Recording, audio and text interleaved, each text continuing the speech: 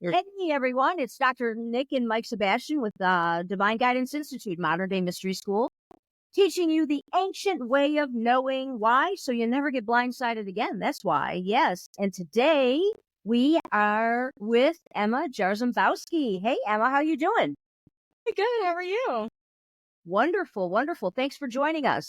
I know you just got out of the gym. You just had a great workout, and Yep. Legs are you, screaming. I love it, love it. Yeah. You've had some recent trust yourself experiences, some recent experiences to share with us and the audience about not getting blindsided. Thank God. Yeah. And trusting yourself. I hear you have a great trust yourself story.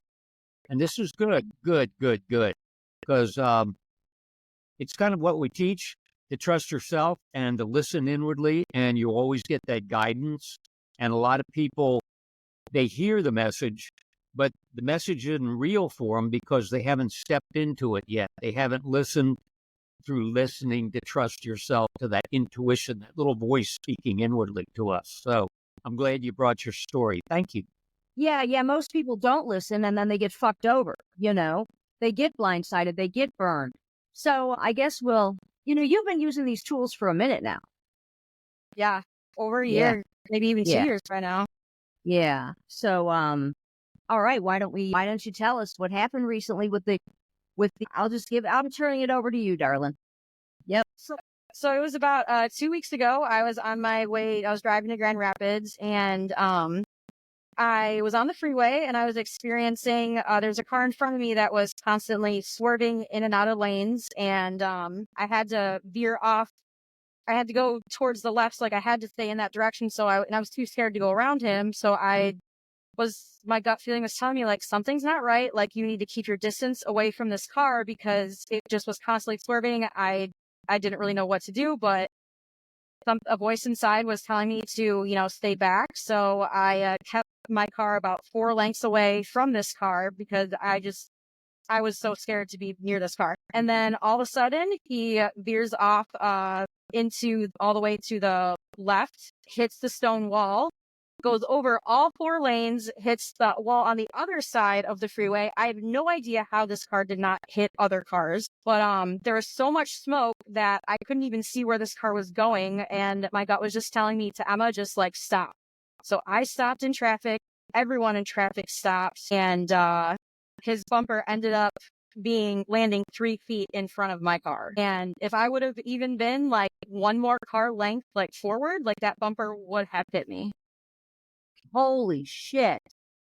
Wow. And I just kind of sat there for a second, and I was shaking. I was on the verge of crying, and because I basically saw my life and his life flash before my eyes. And listening to that gut feeling, I knew something was wrong. I knew something was off, and it told me to stay back and stay away. And it literally saved my life. Wow. No shit. Oh my gosh. It's like there were several moments in there where the voice was, loud, stay away from the car. So you got several lengths back, but then with the smoke and you couldn't see and it told you to stop. That would even cause hesitation. You don't know if you should stay or go, stop or not. You're on the highway, Yeah, I pretty much just let my intuition, my first instinct take over, and I listened to it, and it literally saved my life. It was so terrifying. Yeah. So okay, so then you stop. So then this dude's bumper is separate from the car. I guess it was just laying on the ground in front of you, huh?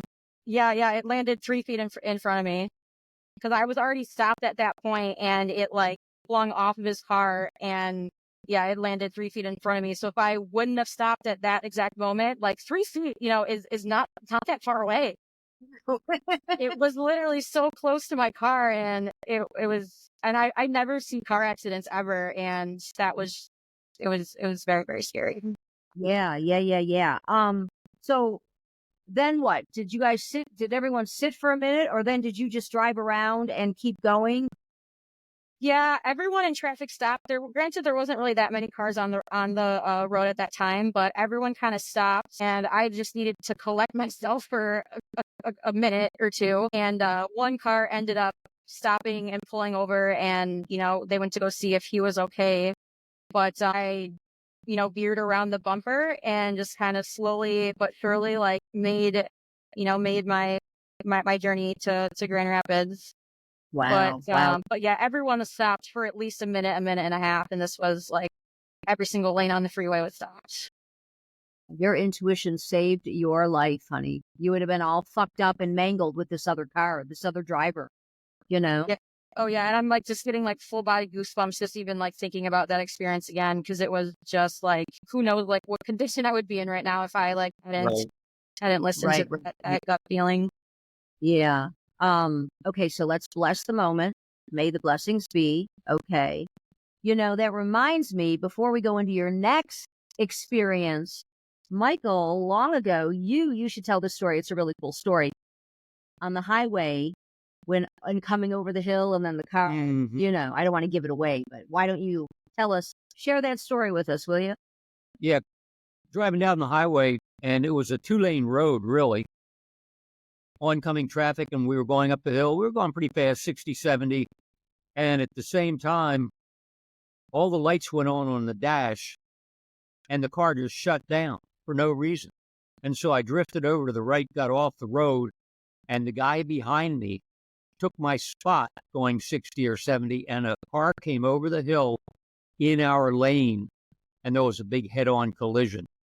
And there was a couple of people died, Oh my and God. bodies on the highway. And I realized in that moment that I had literally been protected, and whatever force it was, you could call it God or Holy Spirit or higher self, whatever, shut everything down and got me out of the way, literally. Oh And my it was kind of like a moment also when I got to Vietnam. I was in the artillery, been trained in artillery. Well, generally you don't die in artillery, even in a war zone, combat, etc., firefights, because you're in a fire base surrounded by hundreds of troops, and there's big guns there that we basically had been trained to shoot. And instead, when I got in country, I had a gut feeling, a very strong gut feeling, to switch over from the artillery to the infantry. And I ran into a captain the next day. We were having breakfast together, waiting to be reassigned. And he said, "Why don't you come into the infantry with me?" And everybody, all my buddies laughed, and they said, "You're crazy, right?" And I ended up joining the infantry based on my gut feeling was so strong. That voice said, "Do it, do it." Everybody laughed at me and said, "Mike, you're going to die.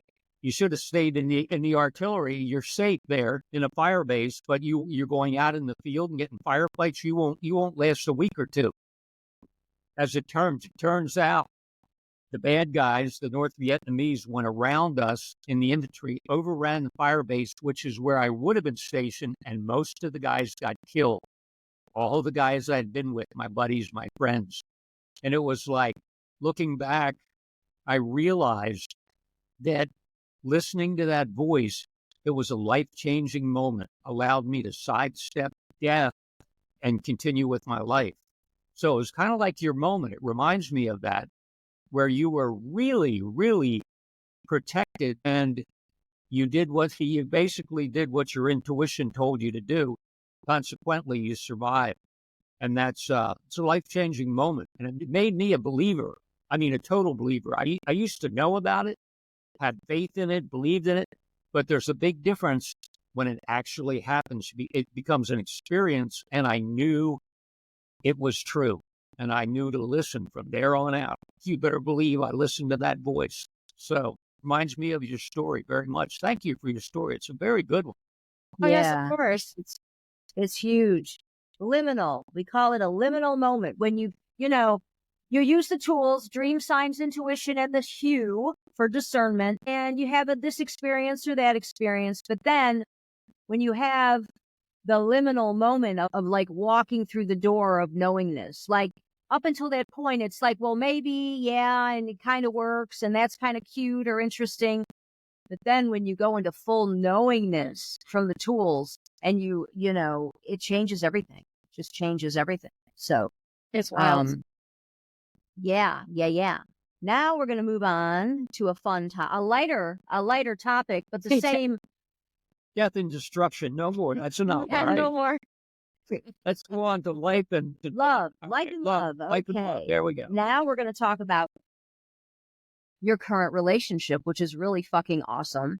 But first I'm going to back up and I'm going to say, because we've all been through fucked up relationships. Okay. I don't know anyone that has not. Michael and me, we've been together almost 30 years now, but when, prior to me hooking up with Michael, I had been ghosted. And this is in the 90s, before internet and before all this. Guy, we were supposed to go out on New Year's Eve, and New Year's Eve came and went, and he never showed. And we had been dating like 6 months, And then I was distraught. I was fucked up, devastated, crying for days. 4 days went on. Is he dead? Is he in the hospital? What? There were only house phones back then, and maybe a pager if you had one. Mm-hmm. And so that fourth day I woke up, I had a dream. And in the dream, and I didn't know how dreams worked. I had no clue.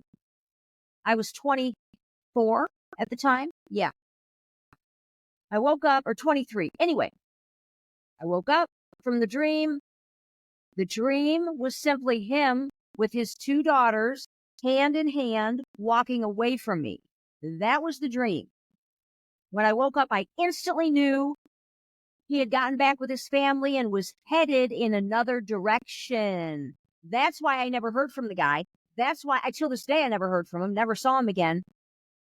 But, the universe, call it the universe, Holy Spirit, God, we don't care what you call it, because it's the bottom line, it's the source, okay?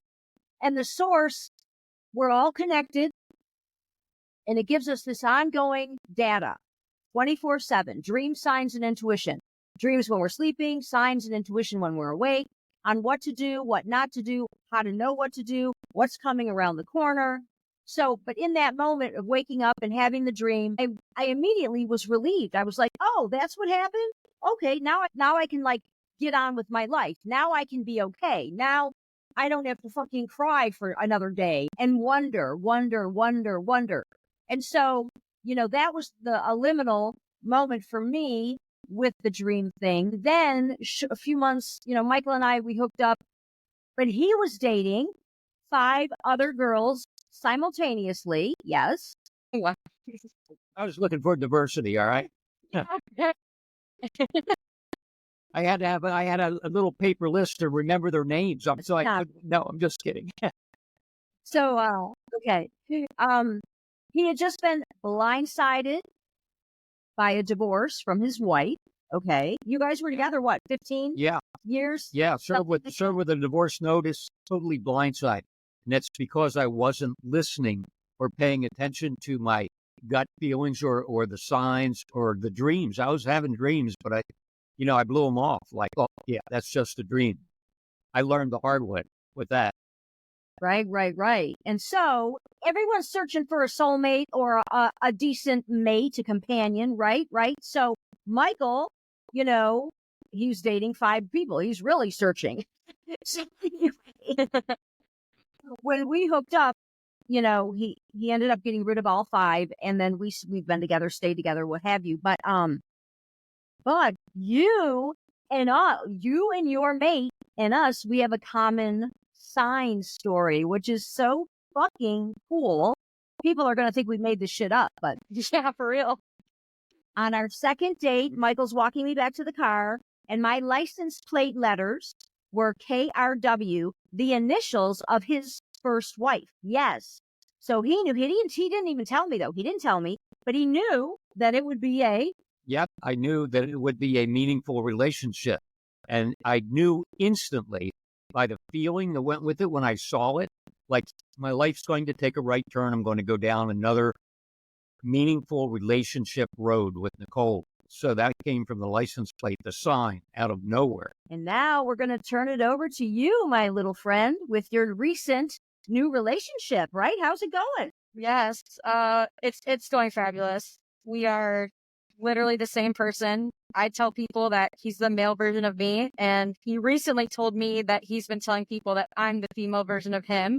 Had no idea that he was saying the exact same thing about me as I'm saying about him, which I thought that was kind of funny and cute. But we went on our second date. He was a surprise, and he took me ice skating downtown Detroit at Campus Martius. So he picked me up and drove us there. And I mean, he paid for the ice skating. We got drinks afterwards. We went to a little bar beforehand, and like he paid for everything. And we parked in a parking structure, and I was like, well, he paid for everything. Like, least I can do is, pay for parking. And it's one of those things where you scan it with your mobile phone and then you fill it in on your phone and you pay for it. So I was just going to do it on my phone. So he was like, parking, and I was paying for it. And I was like, hey, like, I need your license plate, like, so that I can, check to your car. And he's like, I don't even know my license plate. Let me, like, get it for you. And he pulled it out.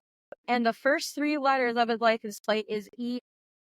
My God. Yeah. I mean, my name is spelled with 2 M's, but like, can I tell you how many pieces of mail I've gotten with my name spelled EMA? And I was like, your license plate is my name. Like, did you even realize it? Like, he's like, I didn't know my license plate, like, by heart off the top of my head, but holy crap, that's crazy.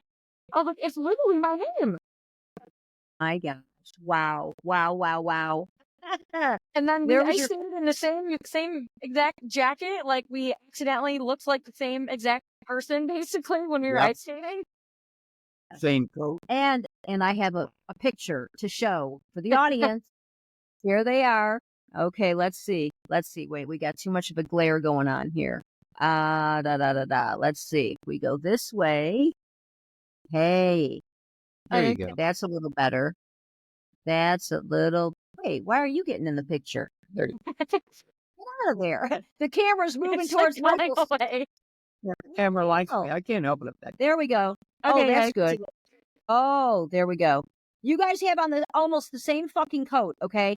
And actually, when you and I were talking, I'm like, because you sent me this picture, and I'm like, did he buy you that coat? I'm like, what the fuck? Did he buy you that? And you're like, no, that's just my coat. And I'm like, well, wait a minute. You have on basically the same coat? And did you even know it? Did you notice it or did you not? No, I didn't. I did not notice it. And I mean, I looked at the picture several times, and I didn't even notice it. I don't even know how I did it. I don't know. Too starstruck. Yeah. Not really sure. Wow. Yeah, you guys look like total twins. Yeah. Really. It's like, oh my gosh. So, and this is how it works with all relationships, the little confirmations. The little confirmations along the way, whether it's a dream or a sign or a coat, which is a sign, letting us know, like giving us that confirmation. Because at the front end, everyone's wondering, is this going to work out? How's it going to go? My gosh, am I doing the right thing? Blah, blah, blah, on and on and on. And people would do anything to have a little insight into knowingness. And I mean, your license plate. Now, come on now. We've had the license plate thing. You had the license plate thing. It'll be really cool to see the journey unfold. And the coats. Yeah, you got the coats. You got the symmetry.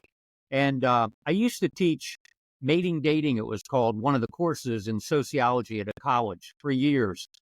And in order to teach the course, I did a bunch of extra research. So I made it fun and entertaining so people would enjoy it. It had to do with symmetry. And I really got into looking into a lot of when people are aligned, when they are meant to be, when you first meet the person, it's like attracts like. You've heard of the law of attraction. And that's the way it works. It's like a magnet.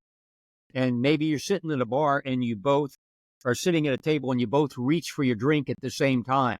And you start to say the same thing, like, and you go, no, go ahead. And the other one goes, no, go ahead. It's like you are in such alignment, similar coats, everything. It's the names, the license. It's like, oh my God, all those signs have, what they're really saying is that you are in harmony and symmetry and synced up with that other person. That's the highest it gets here. That's the best that can happen.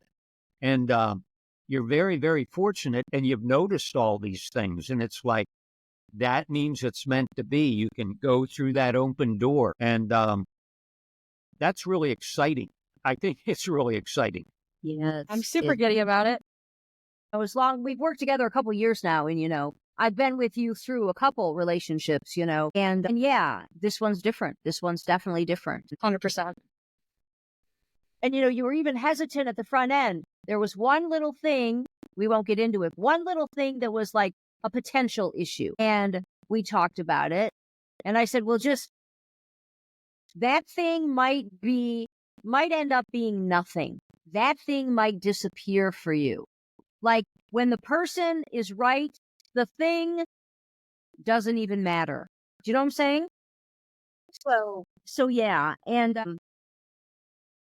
then the other thing, you received some information of a derogatory nature,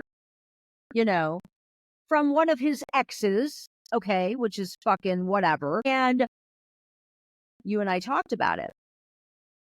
The bottom line, when two people have a similar state of consciousness, the negative attributes drop away. If two people are hooked up and they have a different SOC, a different state of consciousness, they're going to run into trouble. It's not going to be good. Oh, he was an asshole and she was a bitch and he was selfish and all of these things. When you hook up with the right person of a similar state of consciousness, it brings out the best. Both of you are vibing at the same level. So the negative attributes that someone might have exhibited in another relationship, that's not going to happen in this relationship. So you even combated the derogatory commentary from an ex because your gut overrode it. You're like, it doesn't fucking feel right. That shit does not fit this scenario. You want to, I'm going to throw it your way. Yeah. Yeah, it's pretty much just some things about, a past relationship that I heard about that he had that was a couple years ago. And upon finding out about it, it was like a possible hiccup. I mean, it kind of had my brain a little bit like, okay, like I wonder, what this is like. But my gut was telling me that no, this isn't accurate. This isn't right. Like I knew deep down to something, my gut was telling me to not worry about it, to basically act like I didn't even read it because it doesn't matter. It didn't matter. Like I knew, like you said, like my gut feeling overrode like the initial derogatory things like that were being said. People can say a lot of things. You never really know like what is actually true and what is and what not. But especially with a lot of the experiences that I've been having recently with my gut talking to me, yeah, I know that everything is going to be okay. And him and I are just continuing to, ride the wave that we're on. And it's great. Yeah. And then, yes, you got to trust yourself. We can't listen to others. There's the spiritual law of silence, which really helps out. And, how about, are you a daily hewer, would you say? You use the hew regularly or once a week or what do you think? Yeah, I would say every day, if not every other day. At least 5 times a week. Okay, right on. And it's been pretty cool based on our conversations, times when you weren't hewing versus times when you were hewing. Life wasn't as smooth. And then the minute you started hewing again, it was like, oh my God, I'm remembering my dreams. I'm sleeping better. And it just like, it's like flipping a switch, the hew. Yeah, it literally was. Because there was several weeks where I didn't do it. And then you and I talked and you asked me if I was hewing. And I was like, oh my gosh, no, I'm not. Like, I just like completely, forgot. And, yeah, I saw a huge difference, between, doing that daily, at least, every other day versus, completely forgetting about it. It was pretty wild. And this is like, I used to be an extremely anxious and, I'm the best mentally I've ever been in my whole entire 31 years of living. Wow. That's a huge statement, honey. It's 100% true. Like it really is with every aspect of my life. So it really is amazing. It's like the best version of you, Yeah. Finally got. And the other thing, why you don't need to even worry, like those derogatory comments, and the gut is like, no, that's not gonna happen over here. Let's But here's the bottom line. The bottom line is you would be warned anyway. Like, and this is what people don't realize. You're going to be warned. If something's coming that's negative, you're going to get a sign, a dream, or a gut feeling. You're going to get a warning ahead of time so you don't get burned, so you don't get blindsided, and you can make a course correction if you need to. So, it's kind of those tools have you covered from all angles, so you can just like enjoy yourself and not worry about it, Yeah. It's a good feeling. Yeah.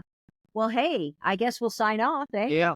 We'll call you the Trust Yourself Girl. TY. Sometimes we'll just call you TY. All right, Emma. Have a good day. Hey, thanks, Emma. Enjoyed having you on.